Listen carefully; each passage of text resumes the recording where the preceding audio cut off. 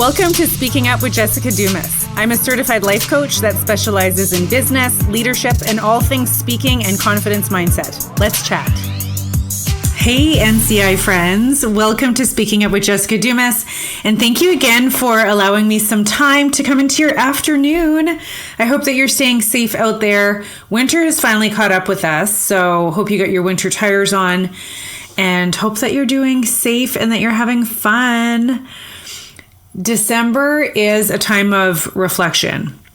Am I right? This is the time of year where there's so much going on, right? So many get-togethers, so many things that, sometimes we feel like we're missing out on stuff. But I find that, maybe it's because the moon comes up quicker and the sun goes down sooner. The days are shorter, ultimately.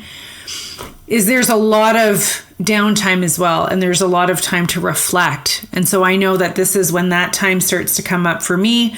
I start thinking about, what's going on at home, what's going on in my business, what's going on in my community.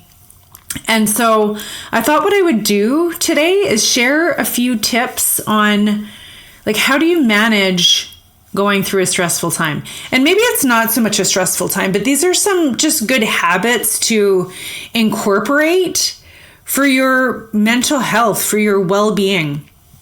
I was at a women's networking event this week, and someone invited me to come listen to someone talking about burnout and how to avoid burnout as an entrepreneur or as a professional.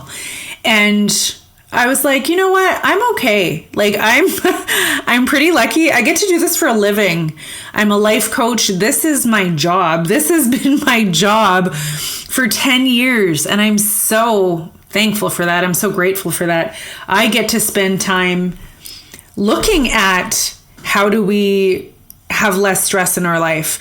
I coach other professionals and entrepreneurs. And so it's my job to do all that hard work, all the research in my health, my healing, and confidence building, all of that stuff so that I can share it with you, share it with my other audience. And maybe you've joined me there already at the Confidence and Communication podcast. You can listen to that wherever you listen to podcasts.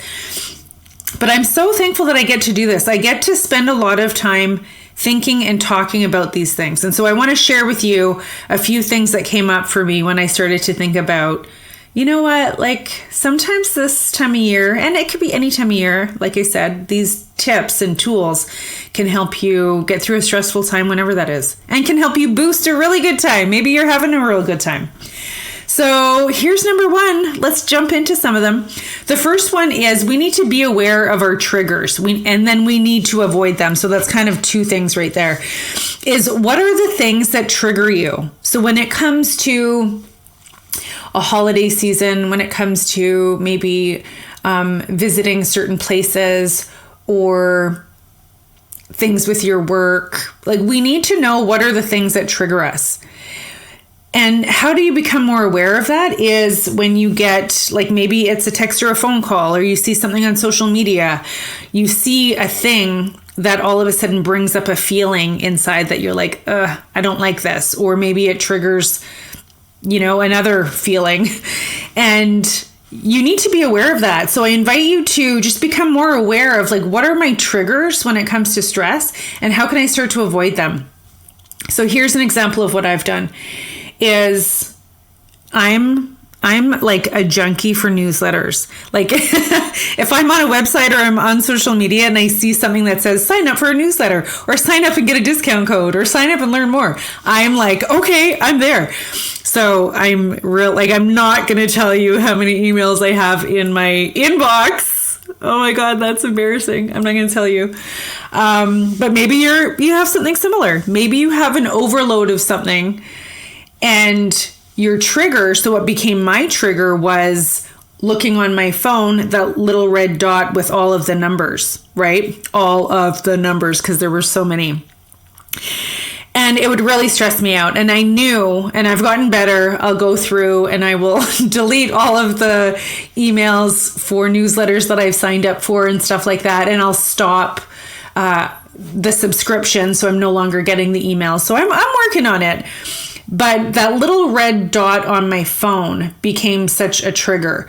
So there are actually options for you if you use a smartphone or anything else.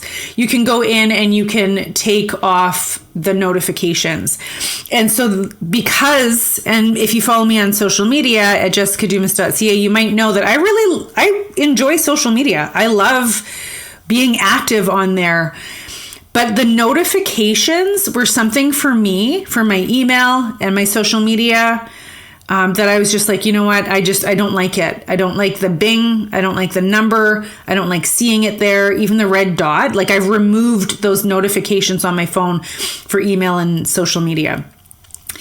And so that's what I invite you to do, is look at what triggers are happening for you in any part of your life, and how can you start to change those? I want to invite you to give yourself some permission that you don't have to be led by that. You don't have to wait for the notification. You don't have to respond. You don't have to, have those triggers that cause stress or cause any discomfort to you.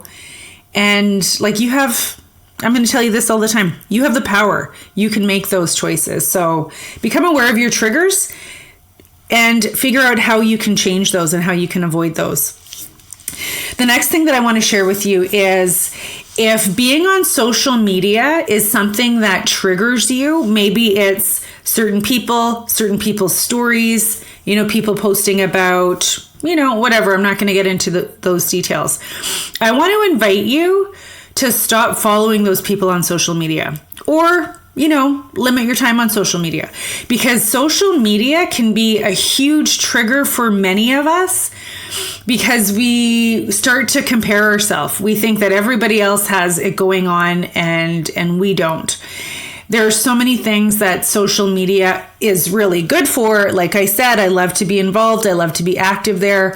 I think social media is a great thing, and I always have. But I remember back in the day, and people are probably still saying it, that, oh, Facebook is too much. There's too much drama. There's too much this, too much that.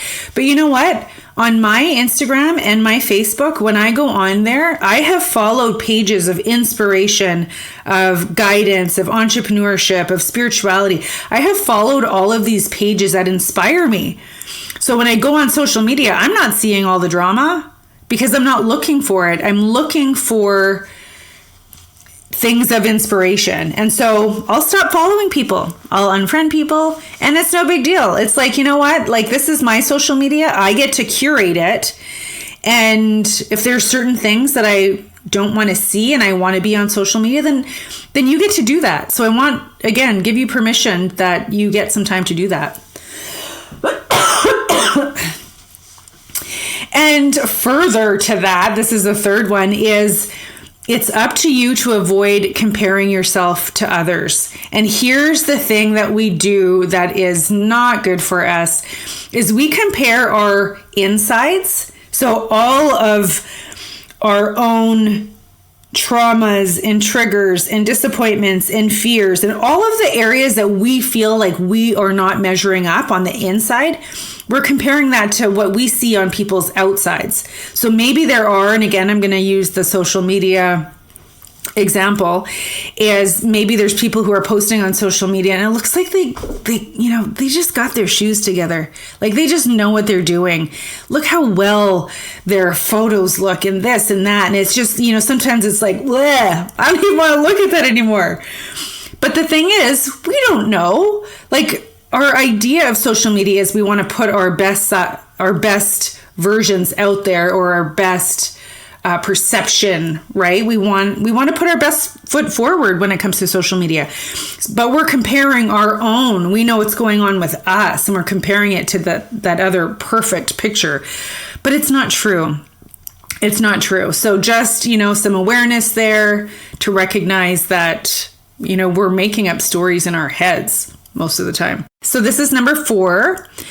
The other thing that you can do is you want to remind yourself of your own values.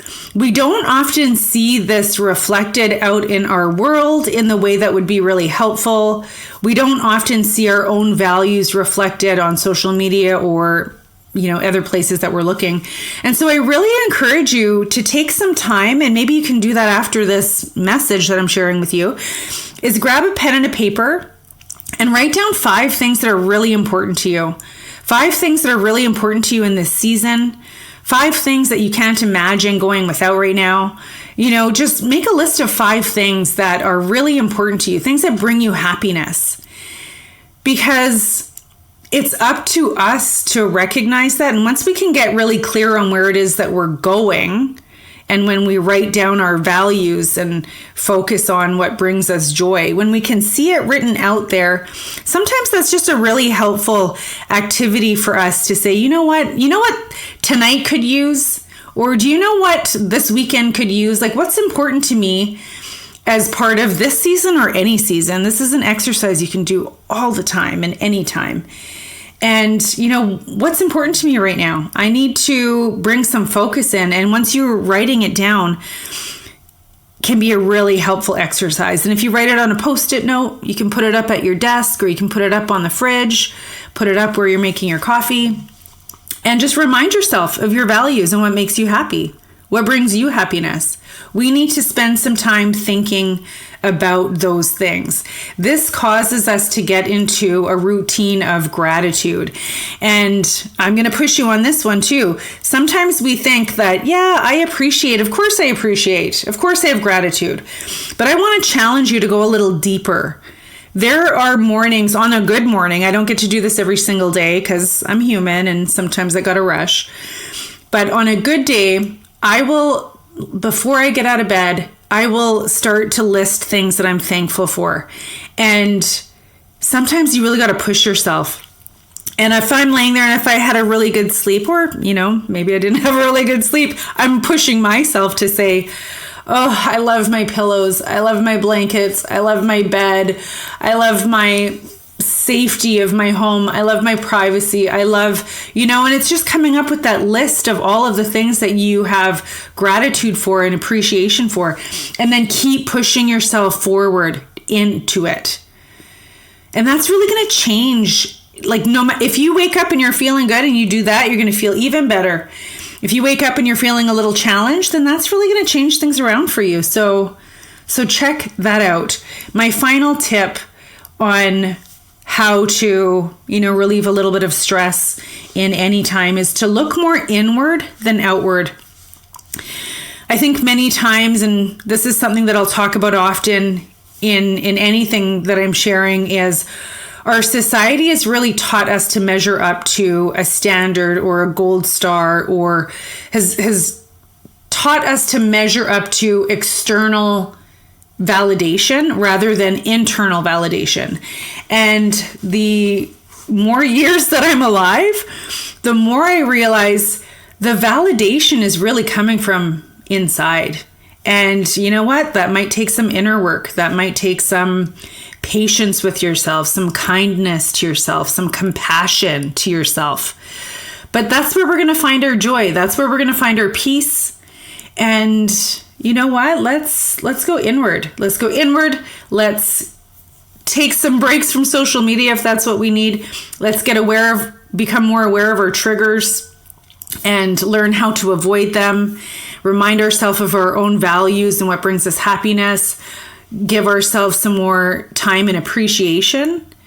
And you know what? Another thing that I want to say to you is I want to give you permission and ask you to give yourself some compassion to following the trends and the traditions that make you feel good, and not following old traditions that no longer serve you. And that means, gonna say it, sometimes in this season, we're spending way too much money, things that we can't afford. We're going into debt. We're upholding stress because we want to hold on to a tradition that no longer supports us.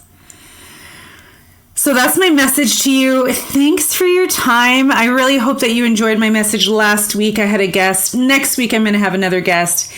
And you know what? Thanks again for being here. I offer coaching to entrepreneurs and Indigenous professionals who want to get paid to speak. And right now I have a 1-month special. It's a coaching offer that is only available for this month. So if you want to learn how to write your talk or strengthen your talk and learn how to negotiate your speaking fee and get paid to speak, I'm your girl. I'm on a mission to help Indigenous professionals everywhere get paid for speaking, because often we're brought up in environments that we are expected to speak for free and step up to indigenize. But if I can help it, that stops now. So reach out to me, jessicadumas.ca on Instagram. That's also my website. And if you are interested in working with me, send me a DM. And I look forward to talking to you again very soon. If you want to send me an email, let me know what you thought about this. If you have any questions, reach out to me on my website or my social media. Talk to you soon. Thank you so much for your time. Miigwech, ekose, merci. Get in touch with me on Instagram or my website at jessicadumas.ca.